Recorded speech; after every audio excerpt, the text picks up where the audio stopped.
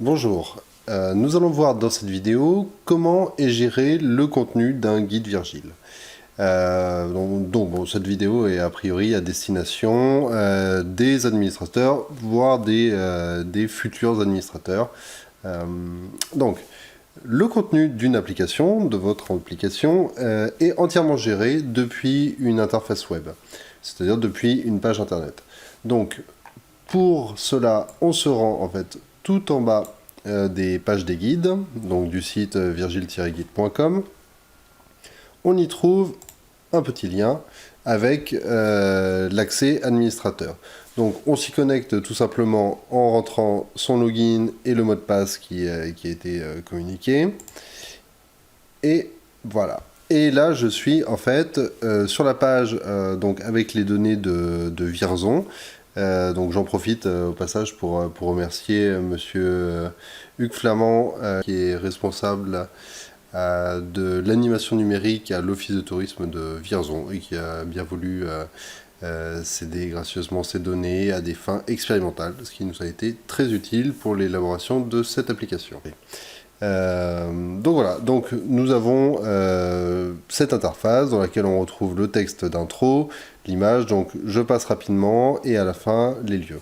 Je passe rapidement parce que peut-être qu'une idée ce serait d'aller voir en fait à quoi ressemble en ce moment l'application. Et alors c'est pas une application qui est en ligne, hein, c'est une application de test. Et après on va voir un petit peu comment on peut l'améliorer. Donc voilà, je lance l'application et j'arrive là-dessus. Donc là, je le fais depuis mon ordinateur, mais un utilisateur aurait ça devant lui. On voit tout d'abord qu'il n'y a pas d'image de fond de définie. On a un magnifique fond bleu. Mais et voilà, et on a un petit texte d'introduction de quelques lignes. Et si on va sur la carte, on voit qu'il y a peu de lieux de définis. Et chaque lieu ressemble à ça. Donc bon, je passe rapidement, on y reviendra de toute manière. Donc, améliorons un petit peu tout ça. Donc on peut commencer en fait par le texte d'introduction, qui était le texte qu'on voyait au moment où on lance l'application. Donc pour cela, il suffit de cliquer sur modifier, c'est pour éviter les modifications intempestives en fait, qu'il y a cette petite sécurité. Et voilà, on a un petit texte qu'on a déjà écrit, qui peut être déjà sur le site internet ou qu'on vient de rédiger. On fait copier, coller, enregistrer. Et maintenant, toutes les applications qui se lancent ont ce texte en fait en accueil. Les applications récupèrent en fait directement ça. On va maintenant définir l'image de fond. Pour ça, il suffit de cliquer sur parcourir. Et d'en choisir une, on dit OK, il la met, et là encore, c'est à nouveau directement récupéré. Mettons qu'on souhaite en changer, on reclique sur parcourir, on en choisit une autre, et voilà, et l'image de fond est déjà en fait disponible pour les applications. Les coordonnées principales, ça va être en fait celles qui vont être au niveau des crédits ou du logo, pour en fait, ça peut être le site de la mairie ou le numéro de téléphone de la mairie. On n'est pas obligé de le faire, c'est une démonstration. Le logo, donc le logo, ça c'est important. On choisit le petit logo, ça se fait exactement comme les images. Et voilà. Donc passons au lieu. Donc on peut en fait éditer un lieu en le choisissant, là comme je viens de faire sans rien dire, en le choisissant sur la carte et en cliquant sur en savoir plus. Et voilà, on a le type de lieu, on a un site internet bizarre, voilà, qu'on supprime. Voilà. Et pour voir un petit peu toutes les fonctionnalités, ce qu'on va faire, c'est on va tout simplement créer un nouveau lieu. Donc comme ça on va tout voir. On ajoute un nouveau lieu. Donc pour cela, en fait, il va, avant de nous autoriser à enregistrer le lieu, il veut des informations comme le nom du lieu. Donc ça va être le fameux Beffroi de Vierzon qui va nous servir pour cette démonstration. C'est un lieu du patrimoine, donc on voit qu'on a quelques types de lieux au choix. L'office de tourisme, c'était celui qui ressortait en vert sur la carte. Il a une icône particulière, en fait, voilà, chaque type de lieu. Description, on va pas mettre grand chose, parce qu'on va s'en occuper rapidement, et je vais le mettre à un endroit où je peux le récupérer, voilà, sur le pont. Et voilà, comme ça, il a été créé, donc la page vient de se rafraîchir.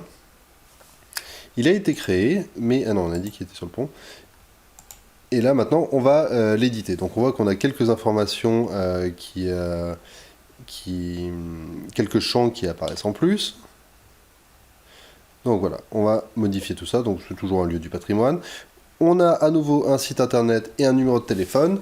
Ça, ce sont des informations qui sont spécifiques à un lieu. Ça veut dire que ça va être par exemple le site internet du Beffroi en particulier, ou une page internet traitant, mettons, de manière plus extensive du Beffroi. Le numéro de téléphone, ça peut être un numéro de téléphone pour par exemple réserver une visite si ça se fait uniquement sur réservation. Donc voilà, je l'ai placé un petit peu n'importe comment. Je vais le placer, donc je clique sur modifier sur ma carte et je vais le trouver. Je le trouve où? Je le trouve où? Toc, toc, toc, toc, toc. Il est là. Pour ça, il faut le savoir. Hein. Il est là. Donc voilà, j'ai déplacé mon petit lieu. Et là, on a en fait les différentes pages. C'est-à-dire que chaque lieu peut contenir plusieurs pages d'informations. Donc notre beffroi. On va mettre un texte de description.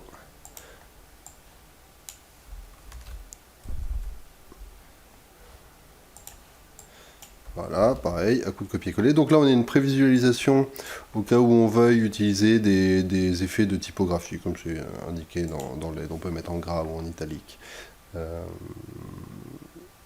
On peut mettre un fichier audio, par exemple en mode audio guide. Donc là, on va pas s'embêter en fait. On va mettre un petit morceau de musique. Voilà, qui nous sert juste pour la démonstration. Et une image du beffroi. Donc ça se passe exactement de la même manière. Donc voilà, là on a créé une page. On va rapidement en créer une seconde. Donc ça va être... peu importe, en fait ça peut s'éditer après coup. Voilà, alors c'est une page sur l'escalier. Donc on va l'appeler l'escalier. Ah bien.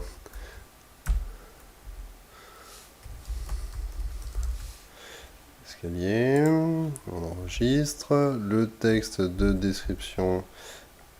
À nouveau, on va prendre ça.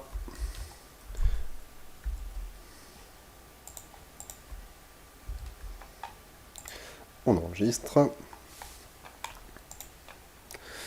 On parcourt, on va mettre un morceau différent où a priori il n'y a pas besoin d'avoir une grande oreille musicale pour le différencier du premier. Et on va mettre, non j'avais déjà mis ça, on va mettre cette image là. Donc voilà, nos informations sont sauvegardées et ce qu'on peut faire c'est se dire que l'escalier serait mieux en page d'accueil de notre beffroi et après le petit historique. Voilà, c'est juste pour montrer qu'en fait, quand on fait plusieurs pages comme ça, on peut les réorganiser. En fait, l'application en tient compte aussi. Alors, voyons maintenant ce que ça donne dans l'application. Voilà. Donc, en fait, là, ce que je viens de faire, c'est que... donc, les administrateurs, donc normalement, ça ne se met pas à jour aussi rapidement que ça, mais les administrateurs peuvent connaître la petite technique qui est d'aller dans la page en fait des téléchargements et de tapoter sur le fond un certain nombre de fois assez rapidement pour en fait forcer la mise à jour de l'application pour pas avoir à faire comme un utilisateur normal qui devrait attendre 24 heures pour voir ses changements. Du coup, nous allons voir un petit peu à quoi ressemble notre nouvelle application. Alors le mode en ligne, pour l'instant, on s'en moque. Voilà, donc on voit que notre texte est déjà nettement plus conséquent, donc bon, on pourrait aller l'aérer un petit peu sur la page web, mais enfin bon, on voit que qu'on a ça. Au niveau des crédits, on a notre joli logo, et sur la carte, nous avons un nouveau lieu qui vient d'être ajouté, qui s'appelle l'escalier, avec le vieux beffroi en fond, le miséré en image, le texte sur l'escalier, et si on fait hop, on voit qu'on a une deuxième page, le beffroi, avec les guitares baroques, et le deuxième texte de description. Voilà, notre lieu a été mis à jour, et les autres lieux bénéficient de l'image de fond par défaut. Notre application a donc été mise à jour.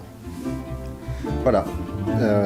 Eh bien, si vous avez des questions, en fait, vous pouvez soit envoyer un mail qui se trouve sur le site, ou utiliser le formulaire de contact du site, soit même poster un commentaire dans cette vidéo. Voilà, merci beaucoup.